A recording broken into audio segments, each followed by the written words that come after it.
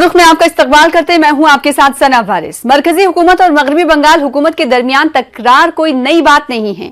इन दोनों के दरमियान टकराव कभी भी और कहीं भी शुरू हो जाती है। मौजूदा लड़ाई की वजह मगरबी बंगाल के चीफ सेक्रेटरी अलपन बंदोपाध्याय हैं, जिनकी मुद्दत इसी महीने खत्म हो रही थी, लेकिन गुज़िश्ता दिनों बंगाल हुकूमत ने उनकी मुद्दत कार को 3 महीने के लिए मजीद बढ़ा दिया। लेकिन अब मरकजी हुकूमत ने अलपन बंदोपाध्याय का तबादला दिल्ली कर दिया है, जिन्हें 31 मई को सुबह 10 बजे तक दिल्ली दफ्तर में रिपोर्ट करने का हुक्म दिया गया था, जबकि ममता हुकूमत ने अभी तक चीफ सेक्रेटरी को रिलीव नहीं किया और ममता बनर्जी ने पीएम को खत लिखकर हिदायत वापस लेने की अपील की है।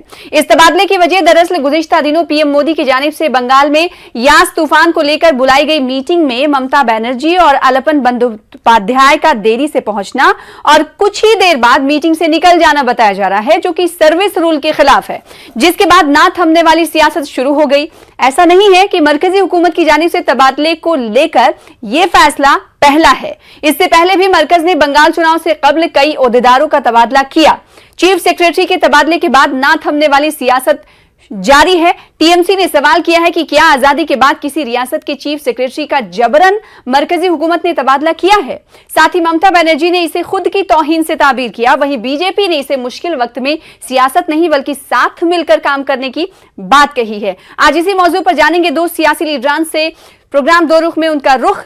सबसे पहले दो खास मेहमानों का तारुफ करा दें। हमारे दरमियान दो खास मेहमान मौजूद हैं। खालिद इबादुल्ला साहब जो कि तर्जुमान हैं तृणमूल कांग्रेस टीएमसी से हमारे दरमियान मौजूद हैं। साथ ही साथ नेहा बग्गा साहिबा जो कि तर्जुमान है, स्पोक्स पर्सन है भारतीय जनता पार्टी का, कि आपका भी इस्तकबाल करते हैं अपने इस प्रोग्राम में। नेहा बग्गा साहिबा, सबसे पहले आपके पास आना चाहेंगे और सब ये जानना चाहेंगे कि भारतीय जनता पार्टी और मरकज की तरफ से जो ये तबादला किया गया चीफ सेक्रेटरी का, इसके पीछे आखिर वजह क्या है? देखिए सना जी, सबसे पहली बात कि भारतीय जनता पार्टी के द्वारा तबादला नहीं किया गया। आप भी जानती होंगी कि Indian administration service cadre control act 1954 कहता है कि उसके तहत अधिकारी को अटैच किया जा सकता है और चीफ सेक्रेटरी बंगाल के जो है उन्हें अटैच किया गया। तबादला शब्द यहाँ पर कहना मुझे लगता है कि गलत होगा। ये तबादला नहीं है, किसी प्रकार की कार्रवाई नहीं है, पर ये एक रेगुलर रूटीन जो इंडियन एडमिनिस्ट्रेशन सर्विसेज में की जाती है उसके द्वारा ये किया गया है। जो लोग हमेशा एक पॉलिटिकल वेंडेटा देखते हैं और उसी प्रकार का षड्यंत्र रचते हैं, उसी प्रकार की सोच रखते हैं, उन्हें इसमें भी राजनीति नजर आ रही है। पर जो आज बंगाल के हालात हैं, जिस तरीके से साइक्लोन से इफेक्ट हुआ है बंगाल में, उसे देखते हुए इसको भी एक नया रूप देने का काम तो क्या टाइमिंग पे सवाल नहीं खड़ा करना चाहिए नेहा बग्गा साहिबा? नहीं, देखिए आपने कहा अटैच किया जा सकता है, मरकज की तरफ से जाहिर सी बात है ये फैसला लिया गया है, तो सवाल आपसे ही बनता है, अटैच की बात आपने कही, ठीक है, तो क्या टाइमिंग को लेकर सवाल नहीं किया जाना चाहिए? इन्हें पहले भी अटैच किया जा सकता था। मैंने इसलिए दुरुस्त किया आपकी बात को, क्योंकि ये तबदला नहीं है, ये कोई कार्रवाई नहीं है। नहीं, तो टाइमिंग पर मैं सवाल आपसे कर रही हूँ, टाइमिंग पर सवाल नहीं किया जा सकता। मैं आपको वही बता रही हूँ, जब तबादला नहीं, जब कार्रवाई नहीं, रूटीन एक्टिविटी है और ये कानून के तहत है। 1954 एक्ट मैंने आपको बताया, जब उसके तहत किसी भी अधिकारी को अटैच किया जा सकता है अलग डिपार्टमेंट में, उसी प्रकार से जो बंगाल की चीफ सेक्रेटरी हैं उनको भी मिनिस्ट्री ऑफ पर्सनल में आज उपस्थित होने के लिए कहा गया था। अब इसमें मुझे समझ में नहीं आता कि इतनी आफत क्या आ गई है। ठीक, एक रेगुलर रूटीन। खालिद इबादुल्ला साहब, भारतीय जनता पार्टी का इस पूरे शपथ लेकर अटैचमेंट पर, और जिसको आप तबादले का नाम भी दे रहे हैं, उनका ये कहना है कि ये रूटीन कार्रवाई है, इस पर क्यों इतनी प्रॉब्लम हो रही है, परेशानी क्यों हो रही है? आखिर टीएमसी को ये क्यों लगता है कि उनकी डिसरिस्पेक्ट हो रही है?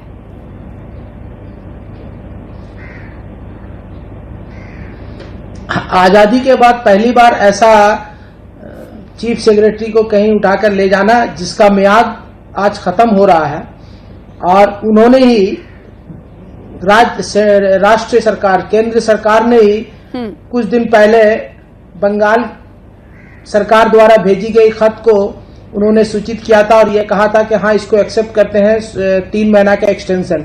तो उनको उसी वक्त कह देना था कि इनको यहाँ से लाया जाएगा या फिर नहीं देना था। तो ये बात तो तय है कि ये उन्होंने कहा कि ये पॉलिटिकल वेंडेटा ये लोग सोच रहे हैं।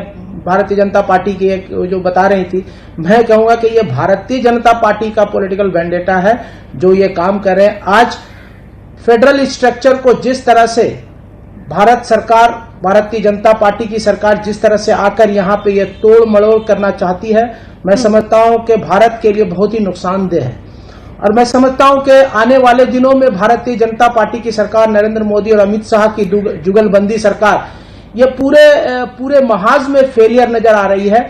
इस फेलियर को छुपाने के लिए ये सब पॉलिटिकल स्टैंड ले रहे हैं। लेकिन एक बात जरूर कहूंगा कि तबादला की बातें कर रही थी वो, तो ऐसा उनको जानकारी है या नहीं मैं नहीं कह सकता कि अगर एक जगह से दूसरे जगह को तबादला ही कहा जाता है, ऐसा नहीं कि अटैच कहा जाता है या क्या कहता है, मुझे नहीं मालूम ये कौन पॉलिटिक्स में किस तरह से बातें कर रहे हैं। इनका बिल्कुल गलत शब्दों का इस्तेमाल है। तबादला ही हुआ, एक जगह से दूसरा जगह जाना ही तबादला होता है। उर्दू शब्द है तो उनको थोड़ी जानकारी होनी चाहिए। दूसरी बात है कि ये पॉलिटिकल वेंडेटा इसलिए है कि रविशंकर जी ने आज कह ही दिया, ममता बनर्जी ने इस सवाल की है। ममता बनर्जी के मैं देख रहा हूं कि टीवी के माध्यम से कुछ सवाल उठी है, जो कि कलाईकुंडा में जो ये आए थे प्रधानमंत्री जी, और वो उनका कहीं ऐसा नहीं कि इसका रिवेंज लिया जा रहा है। तो आज रविशंकर जी, हमारे केंद्रीय मंत्री ने कहा कि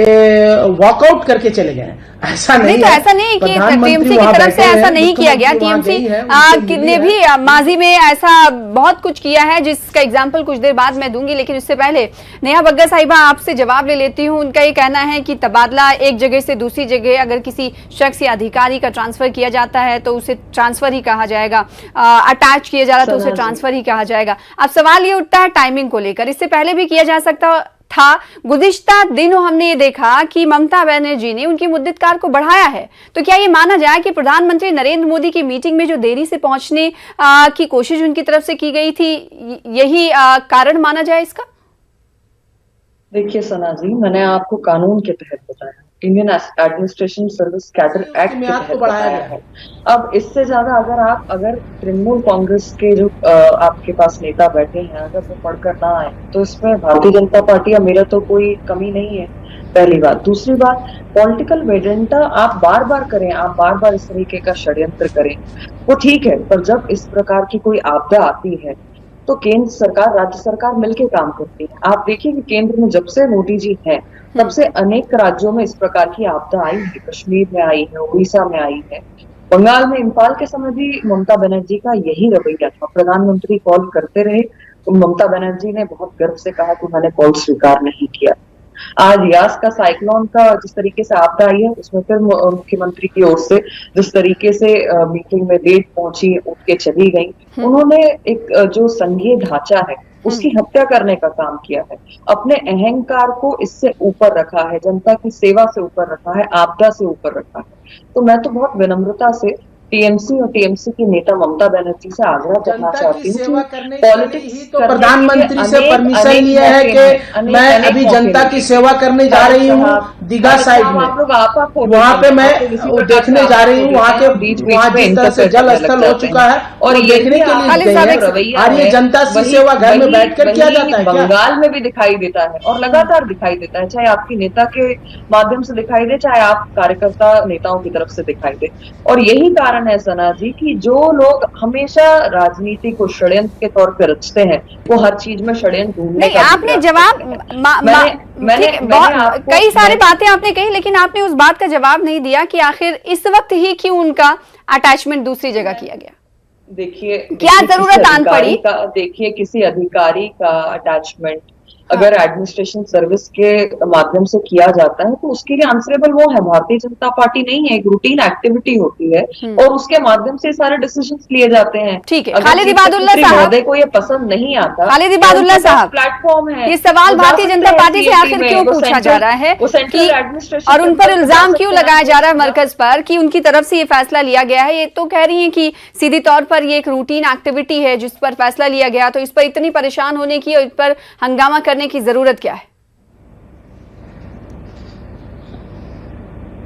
मोहतरमा सना, ये जानकारी होनी चाहिए उनको कि फेडरल स्ट्रक्चर में केंद्र के सरकार अगर चाहती है, वो एक्ट के बारे में बता रहे थे, मैं भी जानता हूं, लेकिन अगर ये मामला था, ये जरूरी है और ये फेडरल स्ट्रक्चर में ये कहा गया है, इस एक्ट को भी पढ़ने के कहिएगा कि जब भी कोई मामला आता है और खासकर चीफ सेक्रेटरी का मामला है तो उनसे तस्करा किया जाता है, जिक्र किया जाता है चीफ मिनिस्टर से।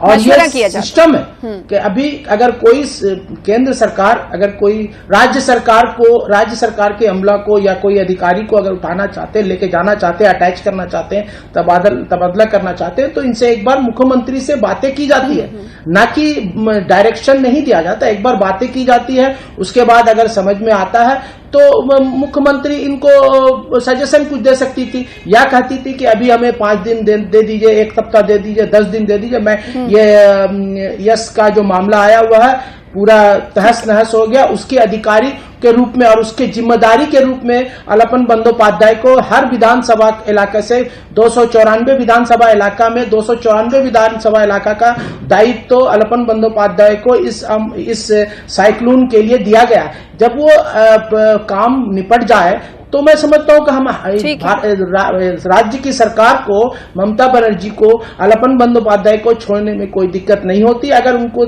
इनसे मशवरा किया जाता। और अगर मशवरा करके देखिए, अलपन बंदोपाध्याय आज है, 3 महीने के बाद चले जाएंगे या कल भी चले जा सकते हैं, लेकिन दूसरे लोग आएंगे, फिर वही काम ममता बनर्जी के द्वारा करवाया जाएगा, ममता बनर्जी उसके द्वारा करवाएंगी।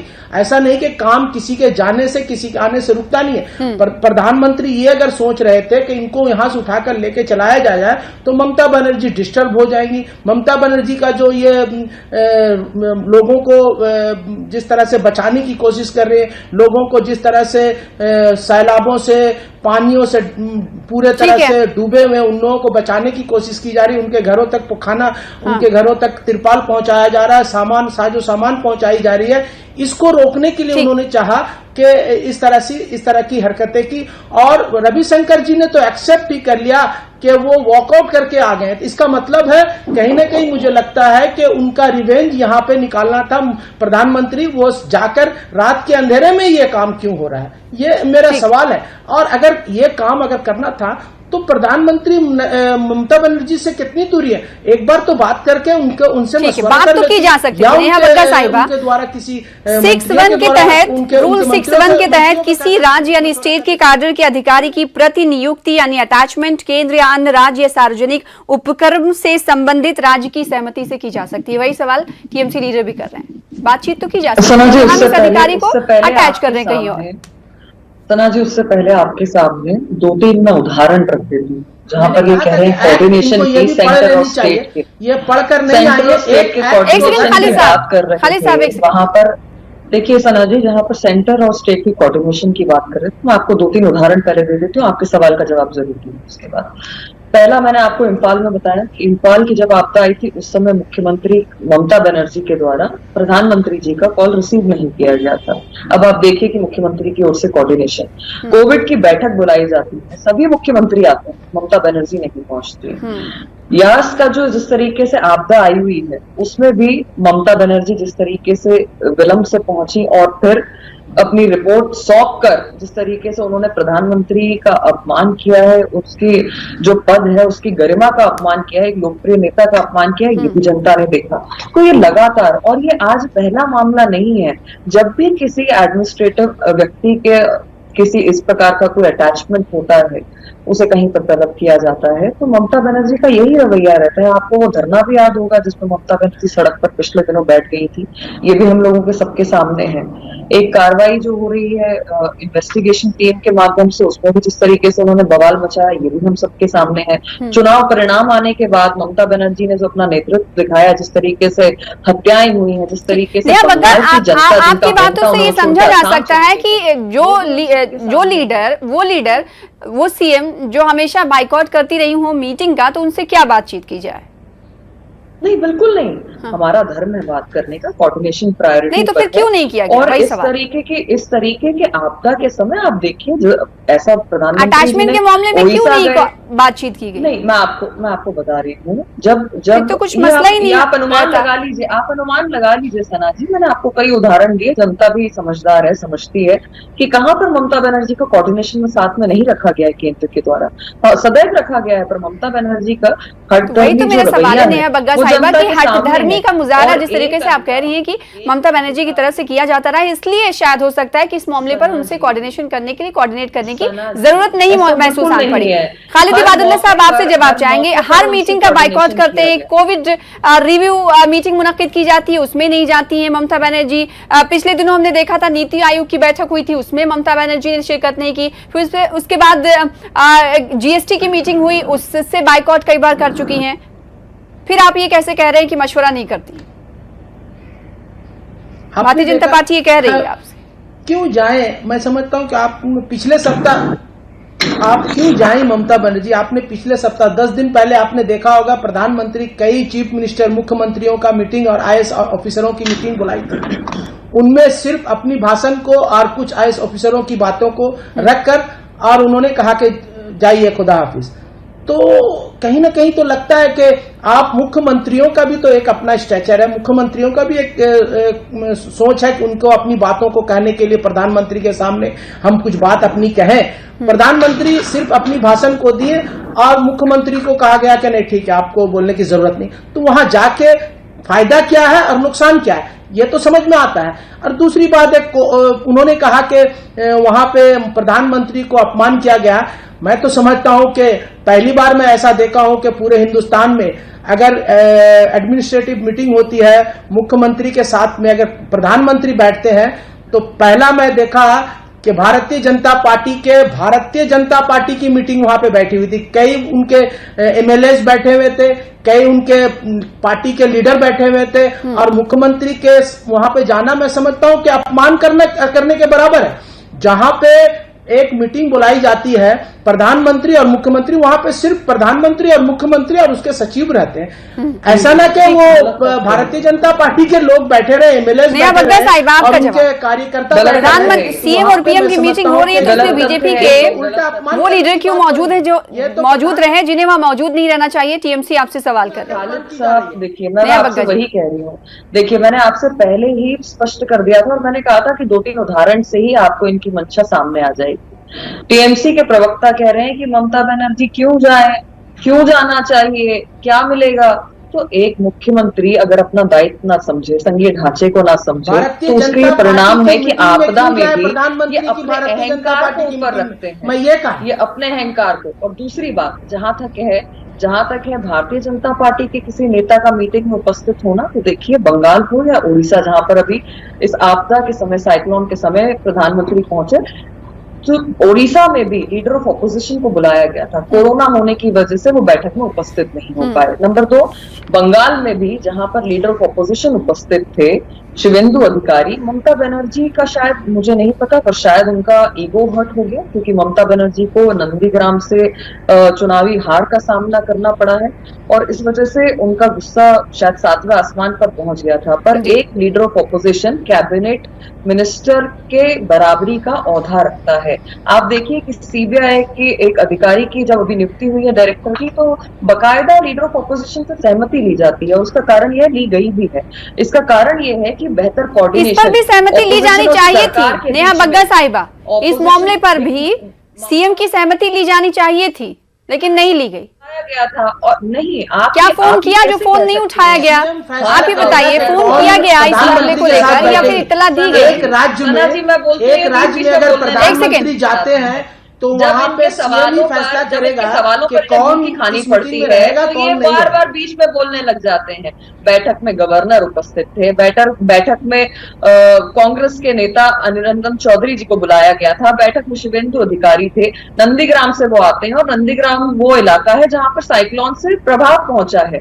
तो इस तरीके से अगर बेहतर कोऑर्डिनेशन के लिए तमाम राज्यों में कोई आपदा आई है तो गवर्नमेंट और ऑपोजिशन मिलकर कार्य करती है तो क्या उसके परिणाम अच्छे नहीं होंगे? उस पे भी इनकी हठधर्मिता और हठधर्मिता पे इनके प्रवक्ता बड़ी बेशर्मी से स्वीकार करते हैं और कहते हैं क्यों क्यों जाएं? तो आप ये कैसे मान लेंगी इनकी खालिद बात इबादुल्लाह को कि अगर साहब, कोई निर्णय एडमिनिस्ट्रेशन सर्विस की तरफ से लिया गया हमेशा तो से उसको कहा चलना जाता चाहिए। रहा है कि साथ मिलकर काम करेंगे तो उसके बेहतर सोल्यूशन निकलने की उम्मीद है, लेकिन यहाँ पर साथ मिलकर काम तो छोड़ ही दीजिए, की जा सकती है। एक दूसरे पर इल्जामात भी जारी है। ऐसा क्यों? ये महिला जो बैठी हुई है भारतीय जनता पार्टी के स्पोक्स पर्सन, एक डिबेट टीवी के डिबेट में बैठकर, नेशनल टीवी के डिबेट में बैठकर जिस तरह के शब्दों का व्यवहार कर रही है, मैं समझता हूं इनसे बातें करना मैं गलत होगा। और मेरे लिए मैं समझता हूं कि इनका ये तो चरित्र है। ये लोग इसी तरह से बात करते हैं कि कोई बेशरम है, कोई नंगा है, कोई क्या है। ये इनकी अल्फाज है, इनकी शब्द है। तो इन लोगों के साथ में बैठकर बात करना भी समझता हूँ मैं जितनी बार कहती हूँ आप बीच में इंटरप्ट करने लग जाते हैं। आप तो आप भाषा अपनी परवरिश को दिखा दिया, और आपके नेता आपने अपनी परवरिश को दिखा दिया। हमने खालिद इबादुल्लाह साहब, पर्सनल मत होइए। मरकजी हुकूमत की तरफ से ये फैसला लिया गया है अटैचमेंट को लेकर। अब आगे क्या? अब आगे क्या आपका टेक क्या? क्योंकि आपने अभी टीएमसी ने भी रिलीव नहीं किया है, तो इसका मतलब ये है कि आगे आने वाले दिनों पर इस मुद्दे पर मजीद टकराव देखने का इम्कान है। देखिए रिलीव करेंगे आप मैडम। ममता बनर्जी ने आज टीवी के माध्यम से और प्रेस कॉन्फ्रेंस में डायरेक्टली ये कह दिया कि प्रधानमंत्री के तरफ से एक खत आया, चिट्ठी आया, वो उन्होंने चिट्ठी दिया कि इसको ये करने का है, ट्रांसफर करने का या अटैच करने का। तो ममता बनर्जी ने भी एक रिक्वेस्ट की है। उन्होंने कहा कि बंगाल के सम्मान के लिए, बंगाल की भला के लिए अगर प्रधानमंत्री के पांव को पकड़ना होगा तो हम पकड़ने के लिए तैयार हैं। तो ममता बनर्जी ने भी एक खत लिखी है और कही है कि अभी मुझे ये आलपन बंदोपाध्याय की सख्त जरूरत है। जो आपद आई हुई है, इस आपद को पार करने के लिए कम से कम कुछ दिनों का जरूरत है। आप इसको अभी कृपया इस पे सोच विचार करके इसको स्थगित करें। ये अनुरोध ममता बनर्जी के तरफ से एक चिट्ठी जो अनुरोध खत के जरिए ममता बनर्जी की तरफ से किया गया है, आप इसे कैसा मानती हैं? उन्होंने कहा है कि अभी इलाके को, रियासत को चीफ सेक्रेटरी की जरूरत है, लिहाजा अभी उनको अटैच ना किया जाए, दूसरे मकाम पर उनका ट्रांसफर ना किया जाए। सना जी देखिए, सबसे बड़ी बात कि मैंने आपको ये बता दिया कि किस रूलिंग के तहत इस प्रकार की एक्टिविटी की जाती है। अगर मुख्य सचिव को इस पर आपत्ति है, नाराजगी है, तो वो सीएटी के तहत जाकर सेंट्रल एडमिनिस्ट्रेशन ट्रिब्यूनल में जाकर अपनी याचिका दायर कर सकते हैं। कोर्ट्स का माध्यम है और उसके माध्यम से इसका सॉल्यूशन निकाल सकते हैं। पर एक अधिकारी जो शपथ लेकर आता है, जिसे रूल्स फॉलो करने होते हैं, मैं तो उनसे आग्रह करूंगी कि अगर उन्हें ज्वाइनिंग के लिए कहा गया है तो उसे इसका पालन करना चाहिए। ठीक है, ये बात जरूरी। खालिद साहब आपका जवाब, आखिरी कमेंट। ये अभी कोर्ट का मामला ये कह रहे, मुझे समझ में नहीं आता। आज पूरे बंगाल आपदा में जूझी, सैलाबों से तरबतर है, पूरे लोग डूबे हुए, कई लाखों लोग इसमें परेशान है। 22-23 हजार करोड़ की ये क्षति हुई है। इसको दूर करने के लिए अभी जरूरत है, न कि कोर्ट कचहरी में जाके, कोर्ट में जाके सचिव जाए, मुख्य सचिव जाए और उसका स्थगित करवाए। ये सब तो बाद में बात है। अभी जो जरूरत है फिलहाल वो आप आदमी को राहत देने की जरूरत है। कहना है कि मौजूदा हालात इस तरह के नहीं है कि इस मामले पर तकरार को बढ़ाया जाए। इस तकरार की वजूहात को समझना चाहिए मरकजी हुकूमत को। अब देखना ये होगा कि मरकज इस फैसले को लेकर आने वाले दिनों में क्या अपना रुख मोड़ता या नहीं। बेहद शुक्रिया अदा करना चाहेंगे दोनों खास मेहमानों का प्रोग्राम